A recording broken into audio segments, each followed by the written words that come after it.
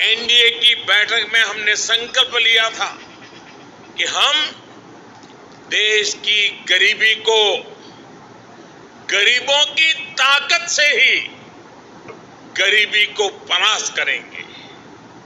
इसलिए इन वर्षों में हमारा सबसे ज्यादा जोर गरीबों को सशक्त करने पर रहा। हमने श्रमयोगी को सम्मान दिया, डिग्निटी ऑफ लेबर पर बल दिया। हमने गरीब को सुरक्षा का एहसास दिया। हमने गरीब को यह विश्वास दिया कि आपके हर प्रयास के पीछे एनडीए सरकार एक भरोसेमंद साथी की तरह आपके साथ खड़ी है। जैसे किसान को अगर सही बीज और खाद पानी मिल जाए तो वो पैदावार का रिकॉर्ड बना देता है, वैसे ही हमने गरीबों को सशक्त करने के लिए उन्हें हर संभव मदद की। इसका परिणाम क्या आया? अभी नीति आयोग की सबसे ताजा स्टडी आई है, आप में से कुछ मित्रों ने उसका उल्लेख भी किया। इस स्टडी के मुताबिक 2015-16 के बाद के 5 वर्षों में ही 13.5 करोड़ लोग गरीबी रेखा से बाहर आ गए हैं। इसके पूर्व वर्ल्ड बैंक की रिपोर्ट के समय सामने आया कि कैसे बहुत कम समय में ही 40-42 करोड़ लोगों ने गरीबी को परास्त किया है। आईएमएफ के मुताबिक एक्सट्रीम पॉवर्टी यानी अति गरीबी भी भारत में खत्म होने की कगार पर है। ये आईएमएफ का रिपोर्ट कह रही है। साथियों, यहां एनडीए के आप सभी साथी तो जमीन से जुड़े लोग हैं। आप देखिए, जब किसी गरीब को पक्का घर मिलता है तो ये सिर्फ एक छत की जरूरत पूरा नहीं करता, बल्कि ये उस परिवार को सुरक्षा कवच देता है, उसके सपनों को पंख देता है। जब गरीबों को बैंक लोन देने के लिए सरकार अपनी तरफ से गारंटी देती है, तब उनको एक साथी मिलता है, एक सहारा मिलता है। और ऐसे में प्रगति के लिए, तरक्की के लिए उनके प्रयास 2 गुने हो जाते हैं।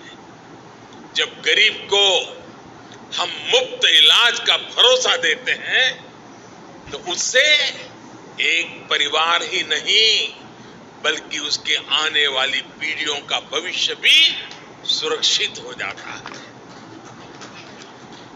आप सभी जानते हैं कि पहले जब गरीब परिवार में बीमारी आती थी तो उसके पास 2 ही विकल्प होते थे, या तो अपनी आंखों के सामने अपनों को जीवन के लिए संघर्ष करते देखें, या फिर मकान, दुकान, खेत, खलिहान जो भी थोड़ा बहुत पास में हो उसे बेचें या गिरवी रखें। पीढ़ी दर पीढ़ी गरीब को गरीब रखने के इस कुचक्र को भी एनडीए सरकार की अनेक योजनाओं ने तोड़ दिया है।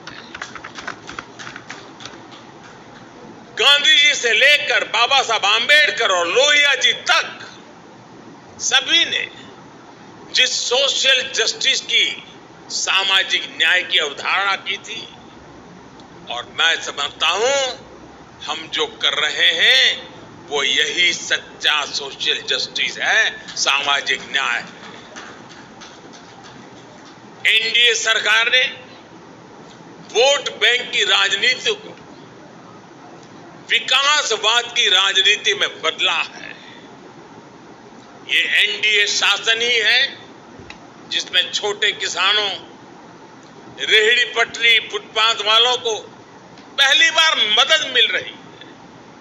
हमारे विश्वकर्मा साथियों को भी पहली बार ये विश्वास मिला है कि उनके लिए भी कोई सरकारी योजना बन सकती है। साथियों, गरीबी से भारत की इस लड़ाई का एक और पक्ष है। आप सब ये भी जानते हैं कि पहले हमारी माताओं बहनों के नाम पर प्रॉपर्टी खरीदने का चलन कम ही था। वे एक प्रकार से घर के, समाज के आर्थिक फैसलों से कटी हुई थी। देश की आधी आबादी और परिवार को चलाने वाली ताकत का जब ये हाल हो तो गरीबी से पार पाना आसान कैसे हो सकता है? अब जब बहनों के नाम बैंक अकाउंट खुले, उनके नाम पर घरों की रजिस्ट्री हुई, उनके नाम पर ऋण मिलने लगे, तो एक नया सामर्थ्य समाज में पैदा हुआ। मुद्रा योजना की सबसे बड़ी लाभार्थी हमारी बहनें हैं। स्टार्टअप इंडिया की सबसे बड़ी लाभार्थी हमारी बेटियां हैं। जो देश में 9 करोड़ स्वयं सहायता समूह बने हैं, उनकी सबसे बड़ी लाभार्थी गांव में रहने वाली दलित, पिछड़े, आदिवासी समाज की बहनें हैं। मैं पिछले दिनों मध्य प्रदेश गया था, एक आदिवासी गांव में गया था। वहां ये स्वयं सहायता समूह की आदिवासी बहनों से मिलना हुआ।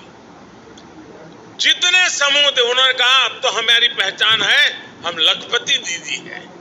हमारा कारोबार इतना है कि आज हम लखपति बन गए हैं। ये बहुत बड़ा परिवर्तन है साथियों। एनडीए सरकार ने महिलाओं के कल्याण को, उनकी तकलीफ कम करने